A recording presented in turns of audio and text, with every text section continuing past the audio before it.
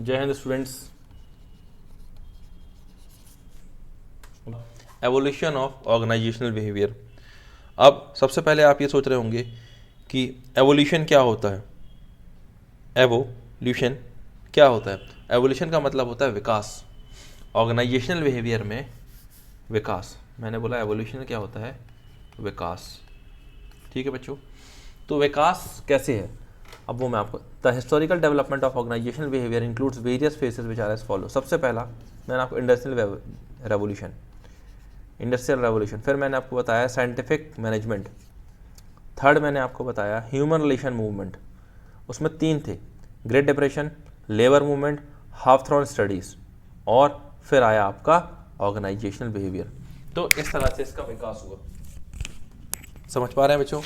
सबसे पहले industrial revolution, उसके बाद साइंटिफिक मैनेजमेंट, फिर आया आपका एचआर मूवमेंट, फिर आया आपका ग्रेट डिप्रेशन, फिर आया लेबर मूवमेंट, फिर आया हावथॉर्न स्टडीज़, और फिर आया आपका ऑर्गेनाइजेशनल बिहेवियर। ये विकास है ओबीएस के। ठीक है, ये सारी चीज़ आप नोट डाउन करते जाइए, सारी चीज़ आप क्या करेंगे? नोट डाउन करते जाइए। नेक्स्ट अपन देखते हैं इंडस्ट्रियल रेवोल्यूशन, जो मैंने आपको सबसे पहले ये बताया इंडस्ट्रियल रेवोल्यूशन क्या है। अब आगे आते हैं। इंडस्ट्रियल रेवोल्यूशन ने क्या लाया? सबसे पहले मटेरियलिज्म लाया, डिसिप्लिन लाया, ठीक है। फिर क्या लाया आपका? मोनोटोनी लाया। अब मोनोटोनी क्या होता है बच्चों? मोनोटोनी जो होती है, नीरस बोलते हैं अपन जिसको, ठीक है। एकसरता बोलते हैं जिसको अपन, एकसरता, ठीक है। जिसको मैं आपको एक और बोल दूँ तो आप चार्मलेस बोल सकते हैं इसको अपन, चार्मलेसनेस, ठीक है। ये लाया। फिर आप एक और चीज़ वर्ड देख पा रहे हैं, क्या है बच्चों? वो है आपका बोरडोम, BOREDOM, बोरडोम। बोरडोम क्या होता है बच्चों? उदासी, ठीक है बच्चों। ये बोरडोम क्या होता है आपका? उदासी, जिसको अपन विरक्ति भी बोलते हैं, क्लांति भी बोलते हैं, ठीक है। फिर लाया जॉब डिस्प्लेसमेंट लाया, इम्पर्सनैलिटी लाया, वर्क इंटर डिपेंडेंस लाया, एंड रिलेटेड बिहेवियर फिनोमिना। अब देखिए, रॉबर्ट ओवेन क्या है? Father of personnel management. Andrew Ure, J N Tata were recognise the importance of people at work. इन लोगों ने क्या किया था? रिकॉग्नाइज किया था इंपॉर्टेंस पीपल की काम पर। ये हो गया बच्चों इंडस्ट्रियल रेवोल्यूशन। नेक्स्ट अपन देखते हैं साइंटिफिक मैनेजमेंट। साइंटिफिक मैनेजमेंट क्या होता है? The scientific management school is primarily attributed to the ideas. यहाँ से पढ़िए, school is primarily attributed to the ideas and works of Frederick W. Taylor, who is known of father of scientific management. मैंने बोला W.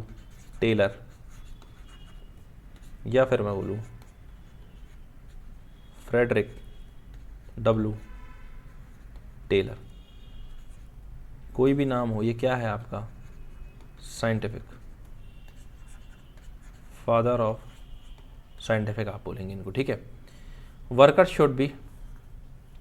Should be scientifically selected with right attitudes for the job ability and then properly train to perform work. ये होता था scientific management, ठीक है। Next अपन देखते हैं human relation movement क्या है इसमें। In this people were to be treated as human being and not as machines. इसमें जो पीपल वर्क करता था वो एक ह्यूमन बीन की तरह काम करता था, ना कि मशीन की तरह। कुछ लोग होते हैं जो 5 घंटे काम करते हैं ह्यूमन बीन की तरह, वह जनरली 8 आवर्स होता है, लेकिन कोई दर्रासाई में 12 घंटे 16 घंटे भी काम लेते हैं, ठीक है। तो इस मूवमेंट में क्या हुआ? उनके काम को समझा गया, उनकी नीड्स को समझा गया, उनकी समस्या को भी समझा गया, listening to their needs and problems, involving them into decision making in matters relating to workers condition, ठीक है। Next human relation assumption, organizational and social system, ठीक है बच्चों। उसके बाद they are motivated by many needs, उनकी needs से वो मोटिवेटेड होते थे। Next team work is essential for cooperation, ठीक है। Leadership should be modified, job satisfaction will lead to higher job. Next है contribution of human relations. Contribution क्या दिया? मैंने आपको 3 बताए थे। ग्रेट डिप्रेशन सबसे पहले मैंने बोला था, the consequences of depression were wide spread unemployment, बेरोजगारी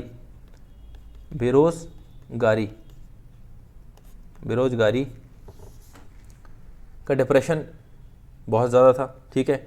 decline to purchasing power, collapse of markets, lowering of standard, living of people, ये सबसे बड़ा डिप्रेशन था, ठीक है, एचआर का। नेक्स्ट था labour movement, labour formed strong unions and this had desired effect on the management. जो लेबर फॉर्म था उसने क्या करा, एक आपकी स्ट्रॉन्ग यूनियन बनाना चालू किया, ठीक है, और desired effect on management, management पे इसका बहुत बड़ा प्रभाव पड़ा।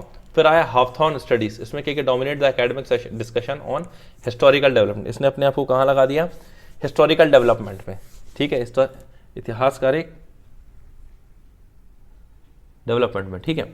नेक्स्ट अपन देखते हैं, ये अपने 3-4 जो मैंने आपको बता दिया। नेक्स्ट है आपका ऑर्गेनाइजेशनल बिहेवियर, ये क्या लेके आया, human relations, human relation become more mature and research based, the new term that arose in describe it was organisational behaviour. क्या बोला, ह्यूमन रिलेशन क्या बन के आया, एक मेच्योर बन के आया, एक रिसर्च बेस्ड बन के आया, जो डिस्क्राइब करता है ऑर्गेनाइजेशनल बिहेवियर को।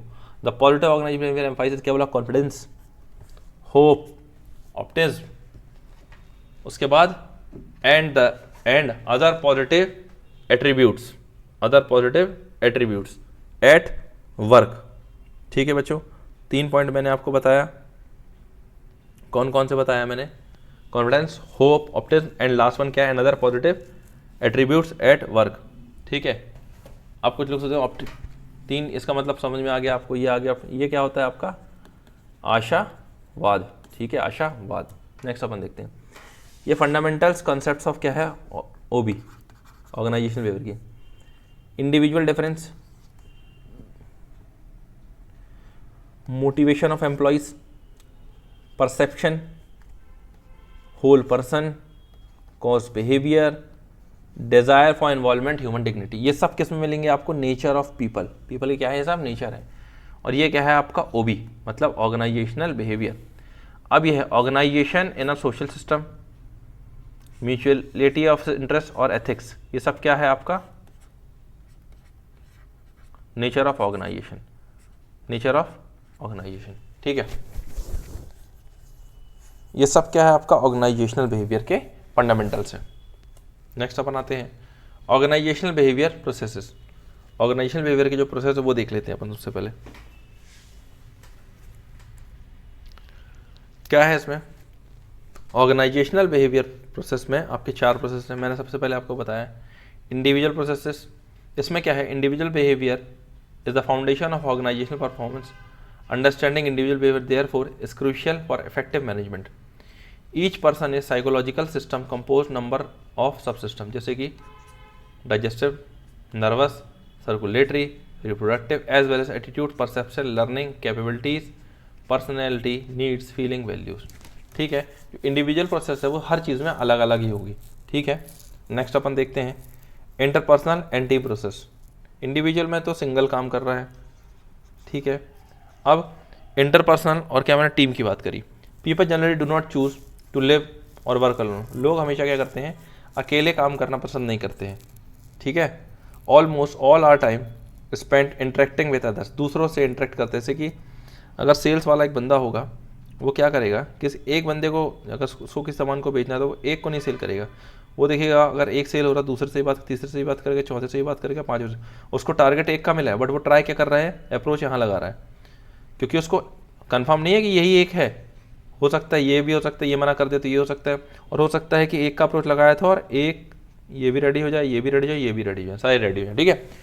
Team members must be skilful in eliminating barriers to achieve their goals, solving problems, maintaining productive interaction among teachers and overcoming obstacles.